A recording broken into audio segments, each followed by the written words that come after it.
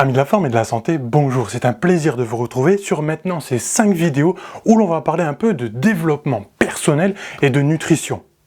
Aujourd'hui, on sait tous que la nutrition nous impacte tous. Mais alors à quel niveau? Comment faire? Comment se développer? Par où on commence? Alors aujourd'hui, si on veut se transformer un peu physiquement, j'ai dit physiquement, mais on peut aussi dire mentalement, car la nutrition transforme notre physique et notre mental. Par où on commence? C'est parti!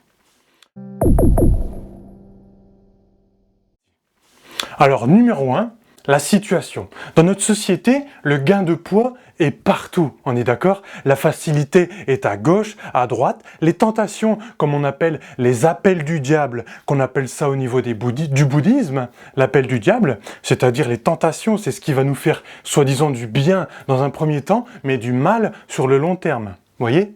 Alors les appels du diable, ils sont partout. Dans la famille, dans les amis, parce que comme on dit entre amis, on ne mange pas de pois chiches. Bon, c'est une expression. Au travail, oh là là, au travail, on a plein d'habitudes qui peuvent s'installer très facilement. Trop de café, trop d'aliments transformés, les distributeurs partout. Enfin, on a beaucoup de choses. La boulangerie qui est juste à côté, d'ailleurs, on va reparler après de la boulangerie. Bon. Les commerces qui sont partout, qui nous tentent, et le numérique. Parce que bon, le numérique, vous voyez, moi par exemple, je tourne une vidéo et je ne suis pas dehors, en train de courir, me dépenser, bien qu'une vidéo, c'est quand même déjà assez mouvementé. Hein. Voilà, en gros, la facilité, elle est partout, et puis on doit contrer un peu cette facilité dans nos habitudes. Si par exemple, on veut entamer une bonne transformation physique et un peu se développer au niveau de la nutrition. D'accord ? Je vais donner un exemple pour être plus précis. Par exemple, dans la famille, eh bien, il y a l'homme, la femme, les enfants, un adolescent. On n'a pas tous les mêmes objectifs. Et parfois, on a des tentations avec certains aliments que nous, on ne voudrait pas manger, mais que notre compagnon, notre enfant voudrait manger. Alors, on a des tentations et des fois, il faut demander un petit coup de main pour essayer de limiter les choses, pour essayer de ne pas avoir trop de tentations, demander à quelqu'un d'autre de cuisiner, certaines choses qui nous donneraient des envies. D'accord? C'est pas toujours évident et c'est là-dessus que le développement personnel rentre en jeu. Du relationnel, de la communication, ce n'est pas du tout évident. La nutrition, l'éducation nutritionnelle. D'accord? Numéro 2, l'ADN expression. C'est-à-dire qu'il y a un code qui va coder et faire des réserves génétiques. D'accord?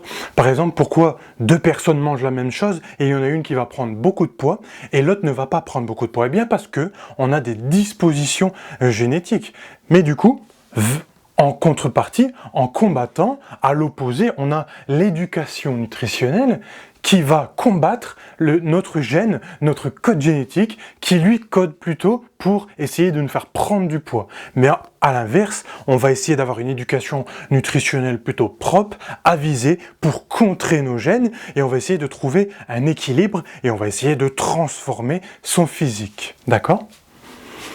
Le mode de vie peut rentrer en jeu, car par exemple, pour se faire du bien aux intestins, vous savez qu'on peut faire de l'exercice physique, car ça va entraîner le péristaltisme intestinal, c'est-à-dire qu'on va évacuer les selles, on va faire avancer nos bols alimentaires. Donc à partir de là, forcément, le ventre, il va dégonfler. D'accord? Ensuite, on va vider nos muscles pour pouvoir les remplir avec ce qu'on mange, c'est-à-dire les glucides, un peu de tout, les protéines. D'accord? Donc même s'il y a nos gènes qui sont contre nous, avec le mode de vie, on peut combattre. D'accord? C'est ce qu'on appelle l'épigénétique.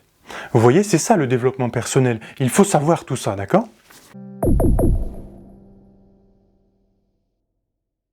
Numéro 3, on ne va pas nier que l'alimentation est liée à nos émotions.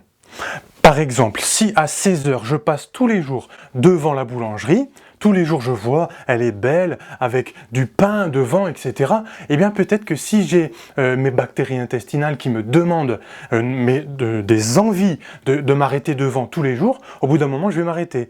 Et on risque de prendre une habitude, et ça c'est la pire chose qui peut arriver, de s'arrêter toujours au même endroit, à la même place, demander toujours la même chose à la même boulangerie, et on va prendre une habitude, et pour s'en défaire de ça, eh bien c'est pas évident.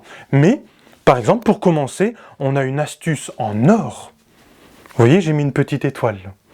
que c'est les aliments de substitution.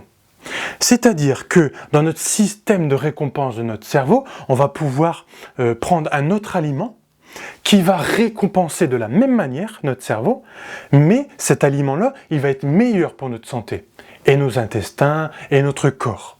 D'accord? Donc en gros, on va avoir la même joie, peut-être pas la même joie, mais en tout cas notre envie va être apaisée. D'accord? Je vais donner un exemple, on va échanger des gâteaux pour des fraises et des raisins, d'accord? Voilà, ou des bananes, ou d'abord on va commencer tout doucement, d'accord? C'est ça qu'on appelle les aliments de substitution. Quatrièmement et dernier point de cette vidéo, est-ce que j'ai un plan d'action? C'est-à-dire tout ce qu'on a parlé depuis le début, les habitudes avec la boulangerie, la famille, les amis, la communication, mais est-ce que j'ai un modèle alimentaire? C'est-à-dire une vision verte, c'est-à-dire des habitudes ancrées. Vous voyez, ce modèle alimentaire, même ce plan d'action alimentaire, va pouvoir contrer mes envies, vous voyez, parce que j'ai déjà l'habitude de manger autre chose, donc ça va contrer mes envies. D'accord? Les appels du diable, comme j'ai dit au début de la vidéo. Ça va me permettre d'éviter les erreurs. Quand j'ai pas de plan d'action, si j'ai pas de plan d'action, on peut se disperser, c'est-à-dire hop, un jour je vais faire une erreur, un jour je vais faire une deuxième erreur, puis deux, trois, hop, hop, et puis au final on peut vite se laisser emporter et prendre une mauvaise habitude. Vous voyez, comme j'ai dit ici, prendre une mauvaise habitude, même sans s'en rendre compte. C'est impressionnant, n'est-ce pas? Le cerveau, il veut vous mettre dans un état confortable, c'est-à-dire, oh, mets-toi dans l'habitude, ça va te faire du bien, ça va te faire du bien. Mais non.